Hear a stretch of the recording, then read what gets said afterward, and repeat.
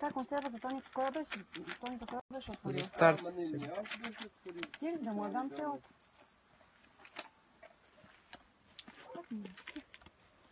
Това куче е взето за бой куче. Те затова ги ползват.